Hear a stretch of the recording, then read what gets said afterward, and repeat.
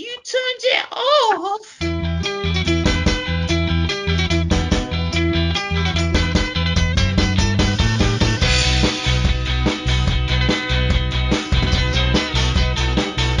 Mate, and you start the intro now.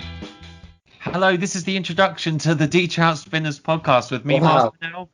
So, And you wanted me to say? I thought you would say my name. Okay. No. Gary Forrester. Gary Forrester. It's been how long has it been since the last show? Because we've had a little bit of a break, haven't we? It's been 2 weeks since the last show.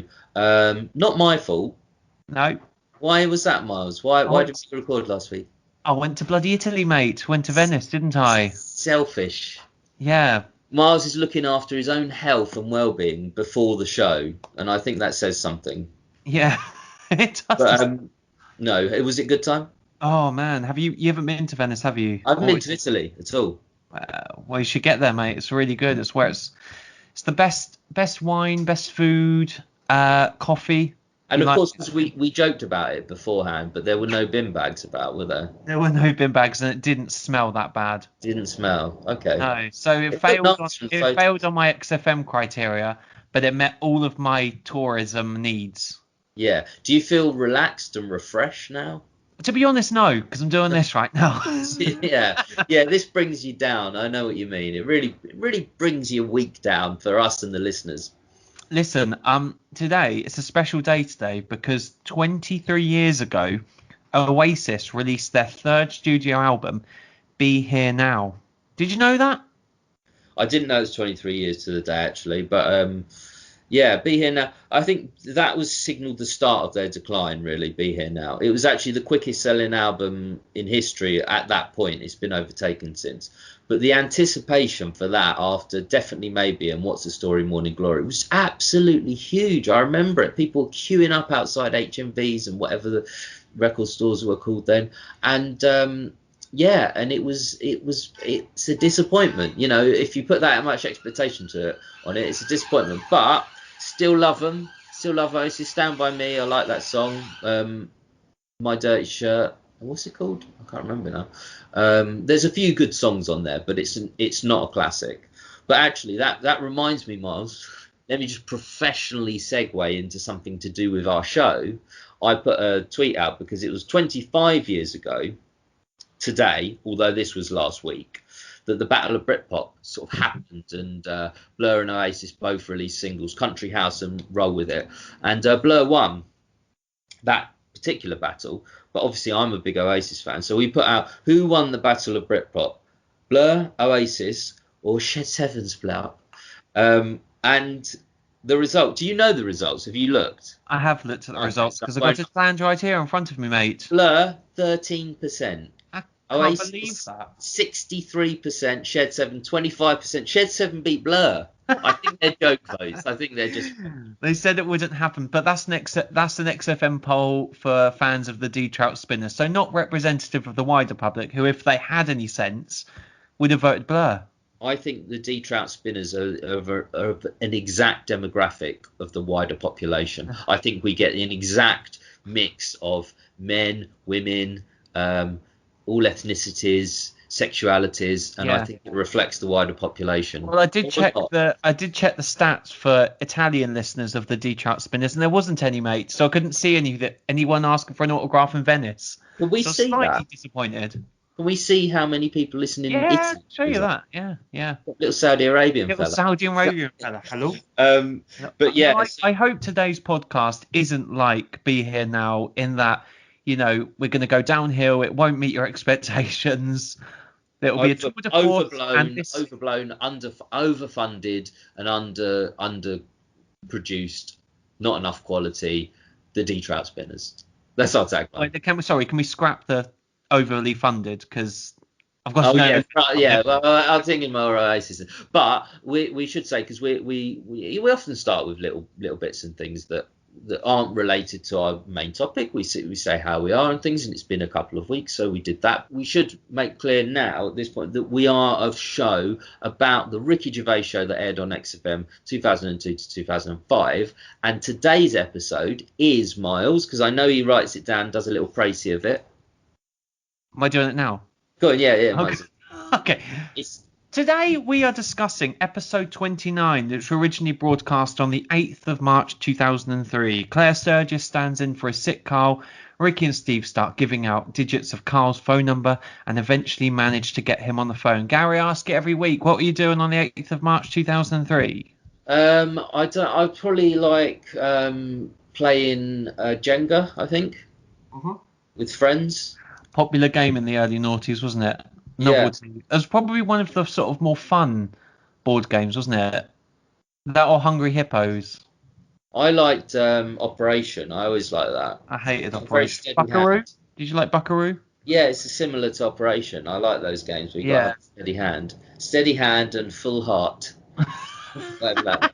But Gary, what are your initial thoughts of the app? I think it's a good one. I like it. I would say it's my favourite of the Claire episodes. I think it's the best one. Partly because we also get Karl as well. But we see, I think Ricky and Steve in general are in that slightly more boisterous mood when, you put a Claire Sturgess in there, and it probably could be any woman. You do, even if you've got even if you're rich, wealthy, whoever it is, you do suddenly try and start to play up to them and try and impress them. That, especially if it's a female, if you're a male, Pathetic, and, isn't it, in a way? it's pathetic. But if we would be exactly the same, I can absolutely assure you. But yeah, so they're quite boisterous, but it's a fun episode. There's interesting bits of chat that they talk about throughout the show. It's a fantastic payoff to the show when Karl rings in. It's one of my favourite bits of audio of the show. I think probably many listeners are the same. So overall, it's good. It's not my absolute favourite. It's not up there with the absolute classics, but it's a good, solid episode and interesting because we haven't had the Claire episode for so long. I quite like the Claire episodes. As I said, if they were every week, it would be like, okay, well, it wouldn't, not because I don't like Claire, but just because I like Karl so much. But because it's been so long since Claire's been on, it's like refreshed. I feel refreshed and ready for a Claire episode. And it's like, it kind of fits in well here. And just the general point that Ricky is, I mean, people take days off sick. Karl probably genuinely is sick. I do believe he doesn't have days off sick at all. But to do what Ricky does and to call him and to antagonise him, it's the most horrible thing. If you're sick, you just want to lie at home and do nothing. Whereas Karl's got Ricky calling live on air. And I just think, again, it's so hard. Getting other people to call him up as well. Giving out his phone number and things if he won't call in. All you want to do when you're ill is just lie down and not do anything. And that's what, he probably genuinely is ill. I can't remember him taking off another time ill. And as he says, he hasn't been ill since he was off for wind when the wind was bad. Well, it's bad today. I tell you, the wind's terrible in London. But it's a good episode, and I like it. It's the penultimate Claire episode as well, so the Claire's on for one more episode, and that's it. But yeah, it's my favourite Claire episode, and it's up there with the very, very good episodes, I think. What do you think? I think, to be honest with you, it's not my favourite Claire episode. My favourite is that's freaky goggle eye. That's my favourite Claire episode. And but there are interesting bits in it. Like I do think it is kind of all about the climax of this show, isn't it? When Karl does eventually call in, that seems to be like that's the big takeaway. Like, and that's what everyone loves about this episode. I think Steve, did you see that? Steve, yeah, Men in Black, did you see that? I said, what? What did I see? We'll get to all that in our quotes. But I think my conclusion that it's my favourite Claire episode probably is clouded by the fact that there's such a brilliant bit at the end. That's probably why it's my favourite. But it's still a good episode. But yeah, right. If I'm thinking of Claire episodes just on the Claire bits, Das Freaking Goggle Eyes is which we've already covered is one of my favourites as well.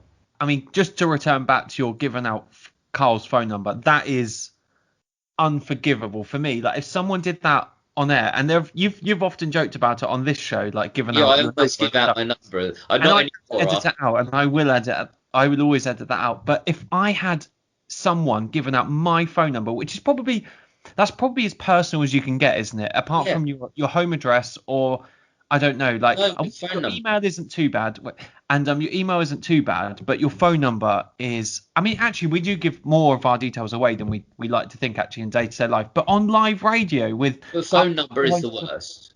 Yeah, It Phone is. is the worst. And Claire kind of he goes does, with to it, be doesn't fair, she?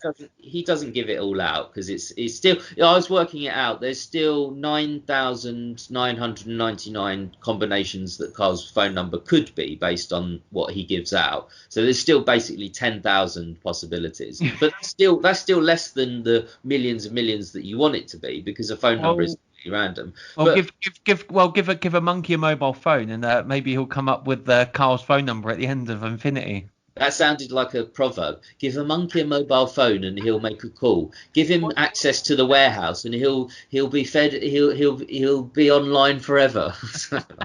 Well, the actual number that they give out. Here's a little bit of trivia for you, ladies and gentlemen. Is 079685157, and I'm sure people were like, waiting for the on bated breath. Oh, they for the give rest of that. 157. Okay, so there's only actually not 10,000. There's only 1,000 combinations it could be. Well, let's get dialing. Yeah, I have often thought. I wonder if people have done that, and I I bet bet people have. loads of people have done it, but he's probably changed his SIM and mobile phone Yeah, multiple times. I would. Just to put this episode in context, it was round about now where Steve does a fantastic anecdote about him having. Steve seems to have really bad luck in life generally, certainly around this period of time, and particularly around public transport. Like he talks about his passport being expired, doesn't he? Oh, When he's going to America to sell the rights of the US office, which seems mad, doesn't it? That was so long ago.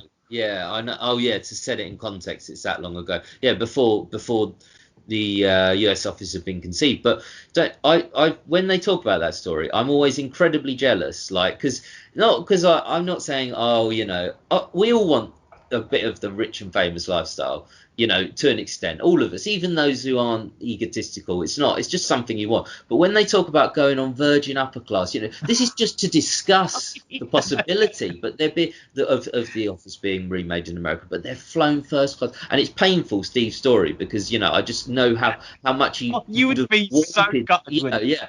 But he never really kind of talks about, because obviously he did get a plane out there. It must have been the next day or something, because he says he ended the day in a suit on the tube, so he didn't end the day on a plane, but he must have got a plane the next day. But it's got don't and when they just put a towel over you and you can order anything you want. I don't like flying, but I would love a flight experience like that, especially when you're not paying. Well, that never happened when I came to your flat to stay over on the night. You didn't put the dressing gown on me when I fell asleep. Well, the chauffeur, did the chauffeur get you from the station as well? No, I didn't put it, but I offered the dressing gown. But the difference with me is they probably also offer a duvet, whereas I didn't offer a duvet. So, but yeah, it's no, but isn't it a lovely? Don't you just feel a little bit jealous of, like, oh God, I want that. I want to be flown to America. Well, it's annoying when he said, he didn't have a drink on the flight. I would be having many drinks on the flight. I have met Miles many, many times in life. I've known him a long time now, and I can assure you what he just said is absolutely true. There is no exaggeration in what he just said. It would be wonderful. I mean, I travelled with British Airways when I went to Venice, and even that was, I mean, they gave you like a little bag with a bottle of water and some kettle chips and some shortbread biscuits, and even then I was like, oh, this is all right. You flew BA? Yeah. I thought, but I'm not going to advertise them on our show as if anyone listens anyway, but doesn't everyone get budget airlines to Europe now because it's so much cheaper? Well, maybe. I'm assuming you didn't go first class. Well, obviously didn't. No. Do you know what they did do though? About halfway through, literally when we took off, and you've got the premier seats at the front, they come round and they pull this little diddy curtain on these rails. It's pathetic. Oh, Such yeah, a pathetic. I've seen that. Yeah, but I've not seen that before. So not you really. can't mix with them, so they can't even see. They can't see the scum behind them. Who cares? Like, what? So do you think some sort of rich arsehole is going to go? Sorry, I can just see a shadow underneath the curtain. I don't want to. I think it's because they do some belly dancing. They didn't do anything like that because they got a mask. We weren't even offered a gin and tonic, which I would have liked. Well, of course you're not. You have to pay for gin and tonics. Yeah, of course, if it's not offering any food and beverage services on the flight anyway. Well, no. Well, So I had to sit there. I mean, don't get me wrong. I like shortbread biscuits, but give me a copy of Yellow Pages, and I can check how many Macs there are in Venice. See how many Forestals there are, and for not many. Yeah, it's as I say, I don't really like flying. It's, obviously I get economy and things when I do fly to Berlin. I fly to Berlin occasionally, but I would love a long haul flight on, say, Virgin upper class or Yeah, I business would class too. or something like that. But that just sounds lovely. And just imagine that being on the back of something you just wrote. You just wrote together. You just wrote. You weren't employed. You weren't employed by anyone. You weren't doing work. You're not being sent by an employer or a boss. You just wrote something, and it was so good that you got sent to America And on. think how much money you get paid for just rights alone. Like that's most Oh, most they'll celebrities. learn loads, yeah. And just think about, like I'm obviously really into my Olympics and my sports, as you know, Gary. Mm. But most sports people, I think we've said it before, but they make most of their money on like advertisements, don't they, and sports sponsorship deals and stuff. Endorsements. Yeah, that's what I said. But I said yeah, advertisements. well, Yeah. but that's Don't cut actually that what out you're sort of either. going for. Don't cut that out. Keep. No, you should never qualify a joke with "don't cut that out." No, I know, but yeah, but I have to clarify to you because you do. Okay, thank you. If you're listening to it and made the cut. So no, Steve does have really bad luck. I mean, I can empathise with him because I forgot to update my passport. I was set to go to Poland last year to visit some family, and on the day of the flight, well, the night before, I found out my passport had expired, and you have to go to that. Is that HMRC or I can't remember. It is. No, it's the embassy, isn't it? Embassy. Yeah, something like that. And you can get speed tracked, and you have to go to a special place and sign it there on the day, and you have to spend like 120 quid. It's a lot of money. And then he follows it up by saying, it's a bit of a life hack, isn't it? Like he says, when will I know all these things? I didn't know passports expired. Because Well, I think it's a thing of being in your sort of 20s. You don't kind of know these things. Like there was a few instances where with you and I, like where I would say something that I thought, and you were like, oh, I didn't know that, but it wasn't because I knew more than you just because I knew more than you. It's just because I was older. I'd experienced it, whereas there's been quite a few instances of that. well, But now he's 30, ladies and gentlemen. He knows to get a passport. well, this is kind of what I wanted to bring up with you because he says like, when will I know all these things? And one of the examples that Gervais talks about is, they're probably doing the roadworks there because it's the end of the financial year and they have to use up their budget. And I wouldn't know that. And yeah, like he says, cab drivers will tell you this, but I don't get in a cab just because I get on buses, obviously. But are there any other life hacks Miles or doesn't mix things? with working class on a one-to-one I am basis. working class, but are there any life hacks that are like common sense things that you should know about that you don't know about? Like, to take an example, I don't know what a mortgage is, and I really should know what a mortgage is. Well, I've spent a lot of time like trying to explain to you things about credit cards and what they are, and you always say you're going to get. Boring. Yeah, that's the thing. You always want to know these things, and you always ask me, and then as soon as I start to tell you, you're like you switch off completely. You're like, oh, yeah, it's boring. I don't want to hear it. Well, that's why I listen to Martin Lewis now, because because it is. I do want to know all these things, but it's quite hard to pay attention when people are talking. Yeah, no. Well, to be fair, like I happen to. This is a bit of Gary and Miles trivia, but I happen to used to work in a bank. I investigated fraud, so I worked in a bank for about 10 years. I didn't get a clock. They used to give people a clock when they got to 10 years, but they stopped that practice after A clock yeah, they used to give them a clock. I for don't 10 know. years. Yeah, 10 years. But I was there 10 years, and so obviously I learned a lot about the financial stuff that is Wait, actually quite useful did you in your get the clock? day-to-day life. What? Did you get the clock? No, I didn't get the clock because they stopped that practice. But yeah, I guess I'm trying to think of things that are particularly useful. It would be simple things, very simple things like how to freeze and not freeze up. I don't know. I'm just trying to. Well, Yeah, that's something I learned actually. You should never ever have your fridge. Every fridge is different, and you shouldn't have it on too high, and you shouldn't have it on too low. But there's a perfect temperature. But you should have the perfect temperature for a fridge is around about 2.5 on your average fridge, because that will keep your vegetables and your meats like nice and cold, but not so cold that they're frozen. And it actually takes more energy for it to get colder. So Sorry, we're doing the Audi advert at the well, it's moment. just a Or are we good going to do the information Audi for people advert to know. later? And it's a problem I've had when your carrots are in the freezer and you get idiot housemates who turn up the fridge too high, and then you end up looking in there and then you can't make anything because they've frozen all your fucking food and your salad's frozen. And you're like, I can't have my salad the next day. And I'm just like, what? But that's, And then he doesn't let you turn the oven on without being, which is another thing he does. Oh, What if he listens to this? he won't won't listen to to this. No. Well, he's got better things to not do.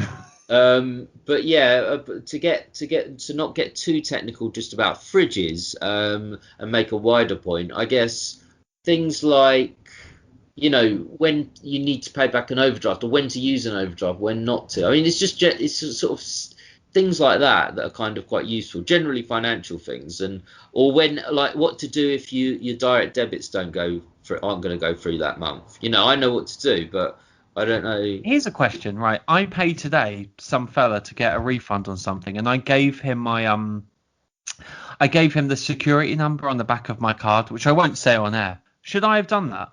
No, not for a refund, I don't think. I think they Oh. can do it without that. But anyway, yeah, okay, well, good luck with that. I hope you're not wiped clean after you've finished. I know you're tight. But no, not to get to zero. Anyway, we won't stick on this point. But Actually, basically, I tell you what, talking about money, Carl, Ricky has a go at Carl, and he says now he's given up the chance to do this show. He gets 80 quid a week to do yeah, this show. giving up 80 quid. Yeah. Now in Manchester you could buy a street, you can buy a horse and cart, whatever. But do you think that's true? Do you think those figures? Obviously, that would have gone up with inflation now. But The thing is, he uses different figures on different shows. Like, he says you're 40 quid. He definitely references 40 quid on another show. I can't remember exactly how, but this show 80. Yeah, 80 seems quite likely. I reckon that's Basically probably £40 an hour, to do that. But to be honest, if Carl's paid 80 quid for that show, he actually puts in about. Carl must put in 5-6 hours a week if you include the 2 hours of the show. He puts in 3, especially when he's doing the producing songs of phrase. That must take ages to do. So he's putting in extra hours. So 80 quid isn't that much. I reckon Not really. I reckon it's probably more than 80 quid. And Ricky's, Well, I was thinking how many 80 quids will you need to earn to get a new kitchen? Do you know what I That's a lot, yeah. Could be doing. He must have. I reckon he's probably doing it for about 300 quid or something.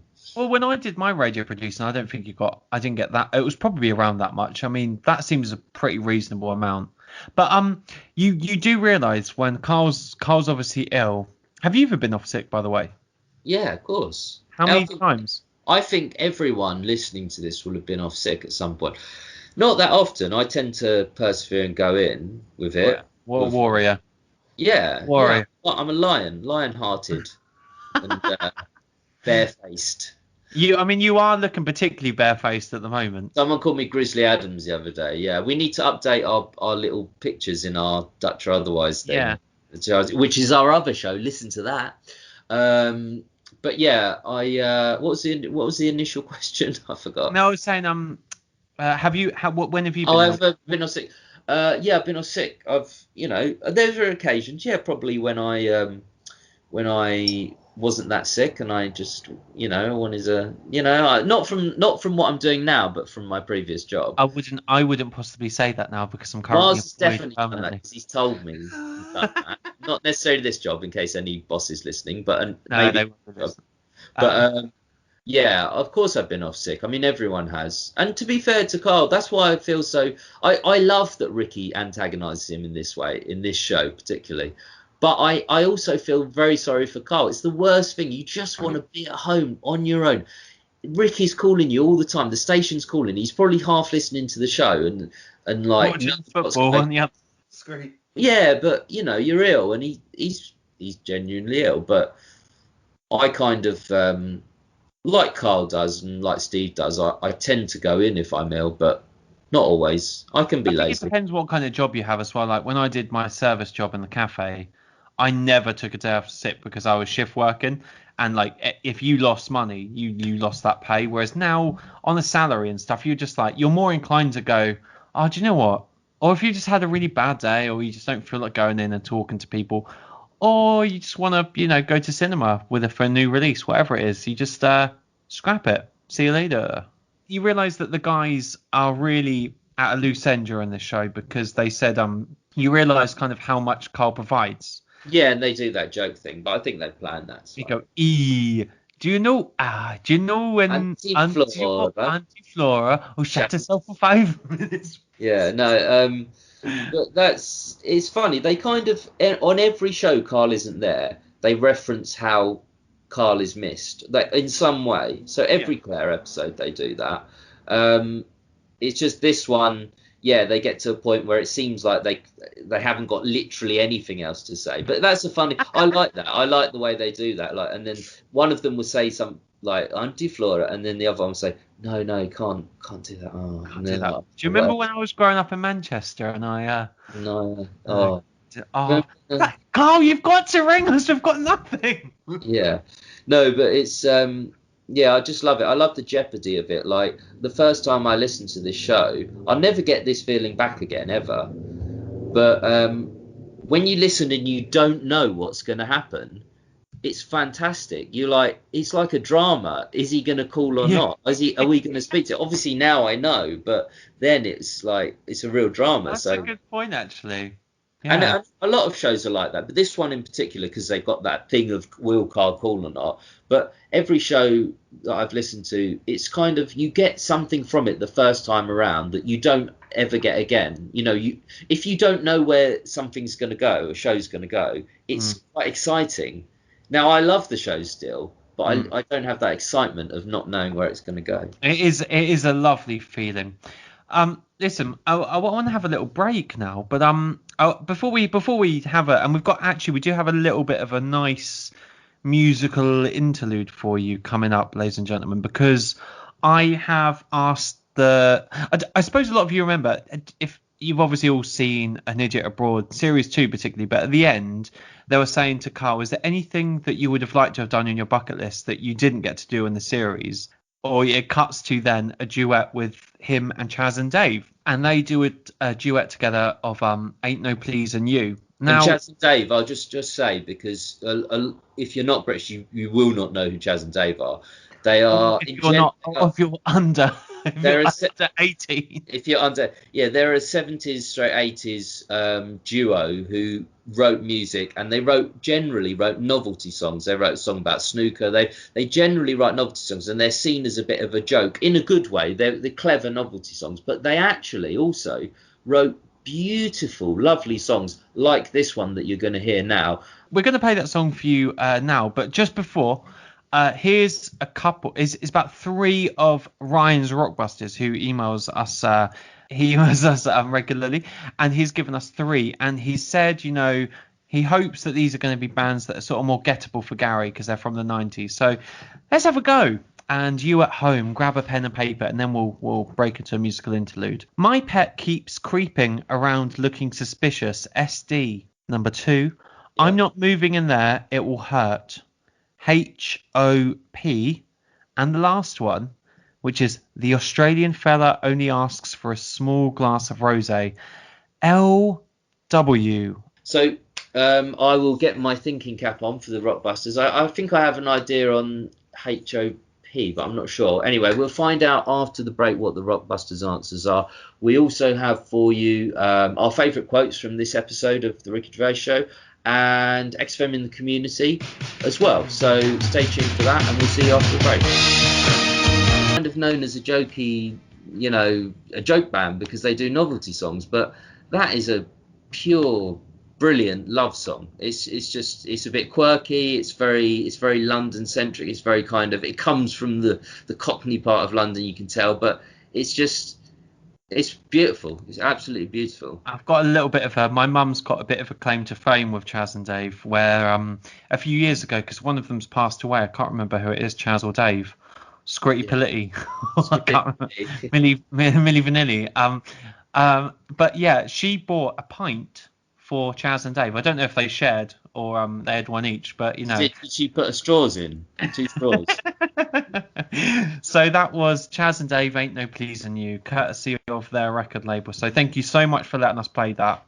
Really great to share with you and your listener, with our listeners. So What is their record label called? You might as well give them a They've shout. they've got their own. I'll put it in the bio. I can't quite remember it there. Thanks for putting me on the spot. That's all right, mate. We gave out the Rockbusters before our musical interlude, and let's go over them again. See if you at home and Gary Forrestal, if you got them too. Repeat them for me, and I'll just quickly see if I can get it. Here we go. So number 1 was my pet keeps creeping around looking suspicious. What was the initials? Oh, sorry, SD. What's something Snoop Dogg? Correct. Okay. All right. Oh, that's all right. Right, yeah, I've got. No. Well, number 2, I'm not moving in there. It will hurt. This should give it away. HOP. House of Pain. Correct. Third one is probably my favourite, and it made me laugh a lot, which is the Australian fella only asks for a small glass of rosé. LW. Is it a band or an artist? Just give me. It's an artist. It's a rap artist. Lil Wayne. Lil Wayne. Lil Wayne. Yeah, okay. I'll get. Yeah, that's good. I'll have a little wine, please. Ryan has saved his slot on this show with that Rockbuster. That saved his slot. Well, I did sort of joke around with Ryan, who is a D-Troutee, if you will, and he said, "Am I being paid?" And I said, "No." He said, "That's good because I've got to pay out for a kitchen." Yeah, I read that. But, so thank you so much, Ryan, for your Rockbusters. They're getting better, if not easier. I think they're getting worse, but I'm going to be honest. But that's in a good way. I like them. Lil Wayne is very funny. Lil Wayne. Welcome back, ladies and gentlemen. This is the D-Trout Spinners podcast with Miles and Gary. Today we are discussing episode 26. This is where Karl is off sick, so Claire Sturgess stands in. We've just done our little debrief. Gary, I should say, I've been on a diet, Gary, this week. I know, mate. You've been texting me about it every 5 minutes. So Mars is on a diet. I want to reveal what the diet is. It's actually a soup diet, but it's the most grim diet I've ever heard, because he says he's allowed 2 small cans of soup a day. And the soup won't be very nice soup, I'm sure. It's not like a nice hard soup. So it's actually not canned. It's made by yours truly. Yeah. How's it going? Like hell. I'm really not enjoying it. Toilet trouble must be quite bad. There's nothing to digest, if I could put it that bluntly. So it just goes in and comes out. But the soup's delicious, But I was talking to my girlfriend. What's her name? But she was basically saying that I thought what I was on was like a detox diet. And, because I've actually been looking into the 5-2 diet, which is like you eat normally for 5 days. And for 2 days, you limit your calories to 500 calories a day. Yeah. And I thought because soup's just liquid, that's like fine. Yeah. It turns out 500 calories is not a lot. Now, how is your cheese soup tasting these days? Mars just melts cheddar into a pan. The great thing about a nice mature lump of cheddar cheese, you don't have to have any dressing on it. So eat normally, guys. Stay healthy, but don't do the bloody soup diet because you might die and it'll be fucking horrible. Thanks, Mr. Motivator. But yeah, have you lost weight, by the way? Well, what does it look like? No. There you go. It works. I can't tell. The only time I can tell you're, because you're like me. Mine's like we don't have fat arms, fat chest, like particular. Well, I show it on, but that's the thing about having a beard, because you can't see it as much, so you can't see. But we both put it on the stomach and on the face. So and anyway, on the arse. I've got a big arse now. I've got a little arse. I don't want to hear about it. It's peachy, I've been told. But I must remember to see Pete again soon. But yeah. Well, back to the show. We've just done our, as Mark says, we have a general discussion, and if you've got anything to add to our general discussion, please do get in touch. At Spinners Podcast on Twitter or spinnerspodcast@gmail.com. Do send in your audio, your favourite quotes, your stories, or if you just want to slag us off, great. Well, we've already had that. I've had that one. But so yeah, coming up, we've got XFM in the community. What else have we got, Miles? Well, let's do our favourite quotes right now.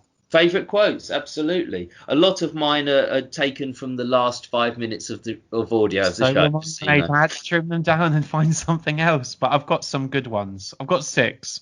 The early Strep, the unrecorded years, which is the only ones I like by Strep. Strep, it's great riff. And that drummer. This is I'm getting to this now because I know it's on your list. So I want to say it. It's one of Mars and our favourite quotes. Steve, I even played the B-side of each one. You bastard. That was my Steve, next I one. even played the B-side of each one. Hoots, man, my husband's dead. Do you want any money and a bit of me clam? Yeah, that's good. I'm going to do this like Ricky, but I just love the way he says it. He says it so dramatically. You turned it off. You turned it off. It's like Carl just said he's killed a baby. You're like, what? But he's like, you turned it off. All Carl did was just turn the radio off because he's sick at home. Like, you turned it off. Sorry, okay. It's just so satisfying to say. Try it at home. Say it. It's very satisfying. When did a bit of Snoop ever hurt anybody? Yeah. There's this thing in it. I'm gonna say. I know we're gonna get. Yeah, I'm sure. My favourite wasn't that one, but it was. No, it's not. Then, which is my next one, which is, Steve. Steve, have you seen that? I just love when he goes. But that one preceded the chat where Ricky was saying, "I think I was laughing behind the wrong person." Yeah, I love that. It's brilliant. When he was slagging you off in the week as well. I've written down like Ricky and saying that he and his friends were slagging off Steve on other things as well as that in the pub in the week, saying that to Steve on air live when Steve doesn't know. It shows how real that radio show was, because it's just like, this is genuine. Like, the reactions are genuine. You know, it must be horrible for Steve, but Steve kind of deals with it well. My next one is. I'm going to leave that one. Wasn't that why she covered you in a blanket? I'm trying to pick one from a different part of the show. That I like that from Steve. Yeah. Why she covered you in a blanket? My number one was, I might be mental, but I think I was talking, mate. I think I was talking. No, she doesn't say mate. I should. Well, I just added that in, you know. Yeah. No, in the week I was joining in. Yeah. No, but in the week I was joining in. in the week I was joining in. But that's our favourite quotes. Do you have any more? I've got one more. I don't smoke, that does. I don't smoke, that does. Do let us know if you've got any of your favourite quotes and you want that we've missed out from this particular episode. And do follow us on Twitter at Spinners Podcast for all sort of fun and games and things that we post. Gary's recently just discovered Twitter, so he's become something of a social media guru. Yeah, absolutely. I sit on a mountaintop and give advice to people who want to do their Instagram and their TikTok. And no, I don't know what any of those things are. No, but I have started tweeting. I enjoy it. And I think if you're on our Twitter, you'll kind of get what's not another side of us to the show. So it is worth. Well, we sort of gag. The good thing is, like, we sort of do anecdotes and we do gags as well. There's no dead wood. There's no dead wood on this show, at least. So yeah, we've reached the near the end. The end is in sight. Thank God. Thank goodness for everyone listening, and Mars and I. It's XFM in the community, and actually this is my favourite section. It's where usually Mars goes through, but now I'm on Twitter more. I'll be going through some occasionally, but we go through your feedback that you've sent us in the week and comment on it. So always remember, if you email us, we will read it out. So please do. Everything about Gary's body language, and you can't see this, listeners, as I'm looking at him, because Gary talks often with his head. He puts his head on his forehead and he just sort of like looks down. He's like, every week we do this thing, and it's like, oh, for fuck's sake, I was. No, listen, to be fair, I do that, absolutely. But I'm not kind of like that. You're giving the wrong impression of me. With XFM in the community, I genuinely like the feature. And in fact, I like doing the show in reality. I know a joke about it, but yeah, I do put my head in my hands. Tell your face. When I put my head in my hands, that's more of a life thing, a general life, like my life's been wasted. But well, you can tell this to Grace Hothersall, who put... She, very, very kind new listener, by the way. So welcome. You're a D-Trouty officially. And she put garlic bread in the subject header, which That's always great, isn't it? That's all you need. You only need the subject header. You could have a blank email, we'd still read it out. Grace says, absolutely love your podcast. It's always Oh, great hearing about other people being so obsessed with the shows. You have some interesting critiques and opinions which I hadn't previously considered. I couldn't believe my eyes when I saw that this podcast existed. I discovered it in lockdown, which made it more bearable, so thank you. I've been listening to the XFM show since I started uni, so nearly 8 years, after my brother suggested them to me. I listen to them every night, and I've started re-listening to them in the day again, thanks after listening to your podcast. As other people say, they are more than just enjoyable. They have been really important to my mental health. No other radio show, podcast, program has done this. Especially when doing something like moving to a new city on my own, they have always felt like I have a piece of home with me. They've been incredibly comforting to me when you've been going through when going through anything difficult. I think because mainly they talk about nonsense, it brings you back down to earth to just hear, never mind the beard, where have you been for 3 days?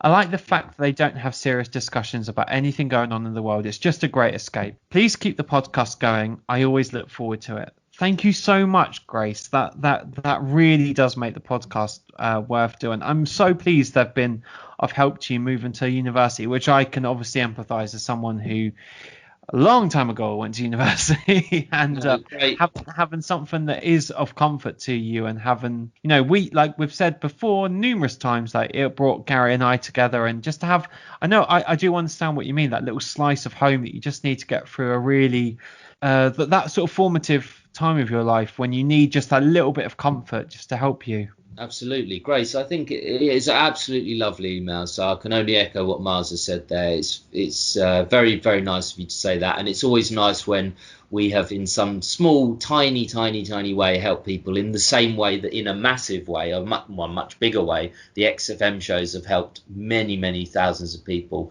But yeah, and it's not, I'm not saying, we're the same as that, but it's just nice that just listening to something, whatever it is, and it happens to be us, has helped you kind of in that difficult period in your life. So thanks for being a listener. We really appreciate it. Please email us something like that every week so we can read it out. I've got an email here, Mars, that you haven't seen yet, because I just opened the email app. Should I read it out? Yeah, go on. I think I know what you're going to say. Have you read Hello Gary and Mars? Yeah, I think I know. Yeah. So Mars actually asked a question on Twitter, which was, what would you like to see, your suggestions for the show, features, things like that. And Thomas Stewart has emailed in already. Stuart Foot. Under the headline Time Capsules. Hello, Gary and Miles. It might be a good idea to obtain headlines and newspapers from the time to capture the moment in which the radio show was recorded. Possibly even find the stories Carl Pilkington references, if they still exist on some level.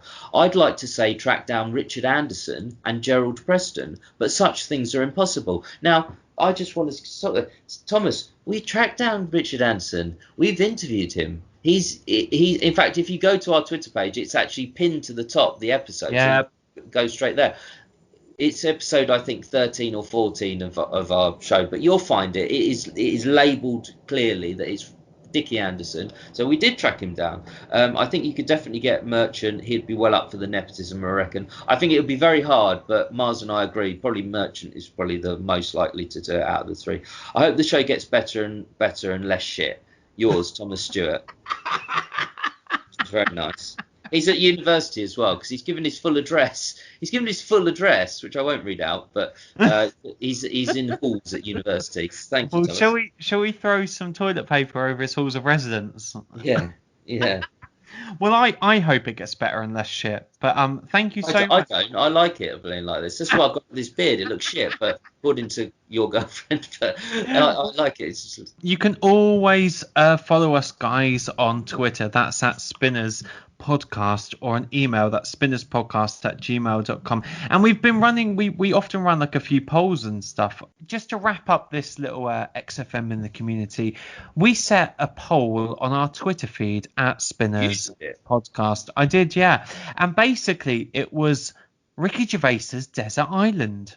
This kind of came from a discussion that we'd had beforehand. A few times we've discussed this, like, I'll let you say, well, which of these two things mean more to you? Which would you rather have, if you could only have one for the rest of your life? Which which of these would you have? And it's a really interesting kind of discussion that most people who are interested in the XFM shows, I think it will be a difficult choice, but I think the poll was quite comprehensive, wasn't it? It was difficult because we asked people would they rather take the Office box set, so that's 8 hours of content including the Christmas specials, so you've got 2 series and the Christmas specials, or 8 hours of XFM, and I'm assuming they would be of your choice. Yeah. But The reason we said 8 hours of XFM was because obviously it's not really fair otherwise, because you get about 100 hours of the XFM show, so that would make it win all the time. But if you have to limit it to 8, and I would say you get to choose which 8 hours. Yeah, and remarkably, and this was from 51 votes, so a fraction of the population. Yeah. That was 74.5%, and that was to 8 hours of XFM, to 25.5% of the Office box set. So obviously that's people who probably listen to this podcast and floaters in between. I suppose. Yeah. No, well, they are. I mean, there's quite a few on Twitter that don't listen to the podcast, but that's a thing that Miles and I are trying to sort out with the algorithms and stuff like The that. algorithms. No, but it's like, multi-gym facility. I don't think that's too surprising. I think I'd go for that. Would you? Yeah, and one of the reasons we've talked about this before, like if you'd have a DVD player, because it wouldn't be fair just to take The Office and not have a DVD player to watch on. So you have a DVD player. You have to sit down. You have to be there in the moment. You have to sort of watch it on the screen, and it happened. And it is beautiful. It is the best piece of art, I think, one of the best pieces that has ever been produced. I love The Office. Better than Mona Lisa? XFM, absolutely better than that. XFM, you can just pop in, pop the old earphones in. Pop the earphones in and go to bed on your pants. I can't remember. No, but pop the earphones in and just walk around the island and chill out and listen. And I think initially, if I was going to a desert island for 2 weeks, You'd love it. I'd pick The Office. But if I was going for the rest of my life, I'd pick XFM. I probably would actually as well.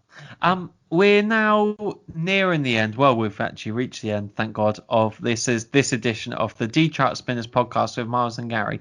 Thank you so much for listening, everyone, and for your communications as always. Remember, do get in touch with us, Spinners Podcast on Twitter or spinnerspodcast@gmail.com. We always want to hear from you, and if you have any audio particularly, we want to listen to that, and we can plonk it into our among a song on. we can plonk it into our lovely little audio mix, and I hope you enjoy that. Otherwise, have an absolutely amazing weekend. Enjoy yourselves. I know Gary would. Gary's looking at me right now like he's about to have a fucking stellar weekend. Know what I mean? I always do, mate. I always do. Got my bottles of wine in the fridge. I echo what Miles said. Absolutely, your interactions mean a lot to us, so please keep them coming. And let us know your thoughts on the show, good or bad. And we'll see you with another show next week.